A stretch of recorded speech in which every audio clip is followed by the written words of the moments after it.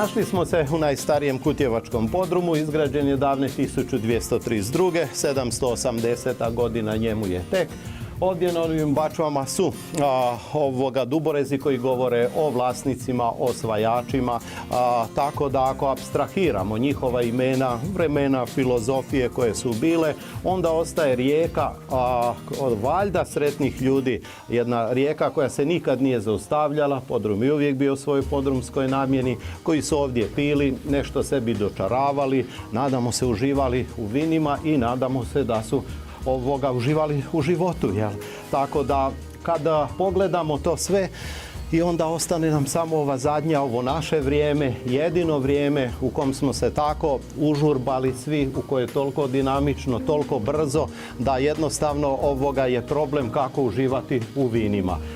Oni su uživali lagano, sporo. Na prvom nekakvom susretu s vinom, često vino ne može otkriti sve. Tako da imam osjećaj da su ove ranije civilizacije mogle uživati malo predanije nego mi. Razne su ulice uživanja, tako da recimo možda više nije dosta biti ni predan samo vinu, već nekad treba i posvećenost, nekada biste mogli svaku tu nekakvu ulicu uživanja u složenosti aroma, mirisa i okusa otkriti.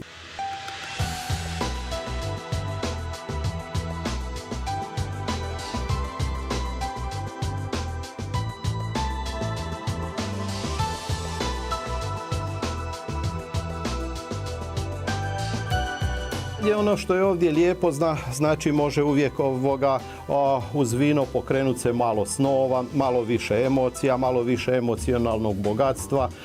Tako je podrum sam od sebe malo kao da je bezvremenski. Ne znate li vani proljeće, ljeto, jesen, zima. Koliko puta drago trudi se krasni poslovni partneri, 7 velikih vina čeka na njih. Oni kažu sve u 7 minuta, važni sastanci u Zagrebu, jel? Onda kad kažem da je s vinom kao u ljubavi, da se žurba uvijek osveti, da predanost znači puno više hedonizma, ali naravno i sve one nadgradnje koja ide, onda znamo ostati i do uvečer, jel? Tako da ovisi o grupi koliko su važni sastanci.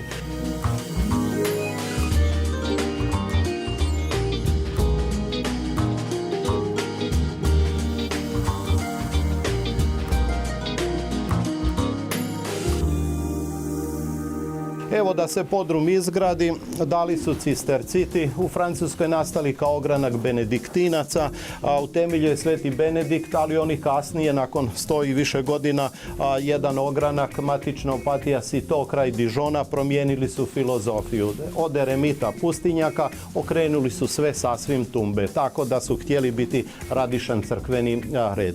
Imali su sve što je imala poljoprivreda u to doba na samostanskom posjedu, tako da su imali znanja iz svih mogućih oblasti poljoprivrede.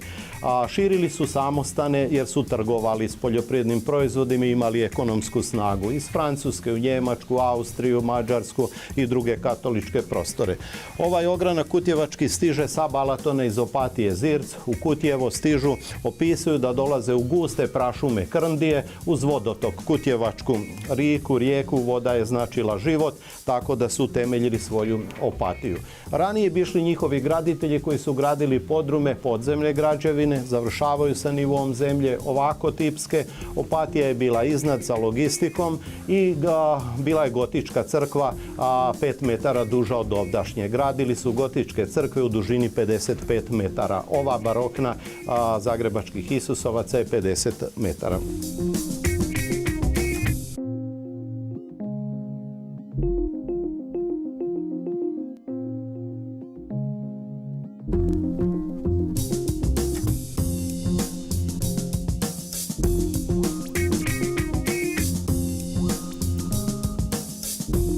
Danas smo ovdje stavili 3 vina, malo za zagrijavanje, istrčati samo malo na teren, da osjetila se malo zagriju, nastavlja se gore sve na Vidikovcu u vinogradima, tako da će tamo biti od kuhanih, od slađi, od svježiji, mlađi, bit će svakojakih vina, jela i tako da s te strane, evo ovo nam je znači malo samo ono kako smo nekad igrali nogomet ovim selima, pa se zagrijavamo, dođemo u drugo selo, pa onda odmah odmah idemo se zagrijavati. Dok utakmica nije ni počela, mi izgubimo svu snagu, pa onda 6:0 za njih, jel tako? Ali ovdje nije tako. Tri su vina, graševina koja će biti vrhunska, sad nije prošla Zavod za vinarstvo, berbe 2011. Znači svježa, mlada, razigrana, arome plošne, površne, bježe ko mali đaci na velikom odmoru. Za takva vina još vole reći da su filigranska vina, sve je nekud onako malo površno. Što se tiče aroma mirisa, primijetit ćete da još ima malo tu green pratnju, znači bit će malo herbalni mirisa, trave, ti biljni mirisa iz loze. Osjetit ćete malo i cvjetnih mirisa, žuta cvijeća malo, jasmin, lipa, bagrem, tako dalje. Ćete vidjeti da je voćnost još onako svježe voćna, svježe mlada, a osjetit ćete da vas malo podsjeća na jabuku, na limun, nešto od gorkastih voća, jel to badem, jel to lješnjak, orah, tako da ima i tih gorkastih voća. Dalje vidite da kroz usnu šupljinu fina svježina, kiselina unatoč sunčanoj 2011. će davati jedan ritam. Toplina iz alkohola će to suspreći malo, zato što u usnoj šupljini uvijek svježina kiseline na jednoj strani i toplina 13% alkohola koji će dati poprilično topline. Ta toplina kasnije će ući u krvotok, pa u naša srca, pa ćemo mudrije zboriti, pa veselije zboriti, pa tako da jednostavno kako bude to sve skupo odmicalo, na jednom ćemo jedni drugima postati dragi likovi jednog lijepog i neizmjernog svijeta. Ako je ko za kog i mislio da je kakav švercer, tad više neće misliti, jako ćemo se jedni drugima dopasti i naravno niz drugih toplih emocija će se oslobađati.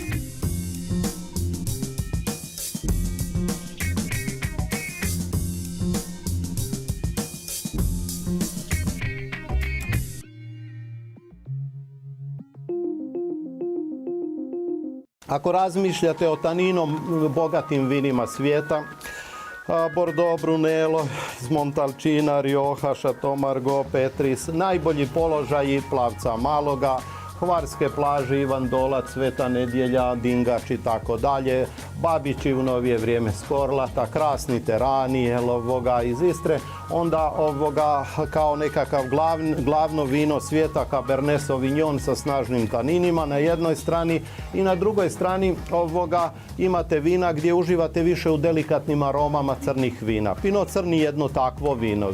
Radi se o tom da ima jednu tanju kožicu, nema debelu kao ova taninom bogata vina i onda čim ima tanju kožicu može se uživati znači u tamnim voćima, dosta delikatnim. On neće ići kao Cabernet Sauvignon na šumska voća, nećete naći ni ribizli, nećete naći ni borovnicu, ali ćete naći malo šljive, malo višnje maraske, malo maline, jagode i tako.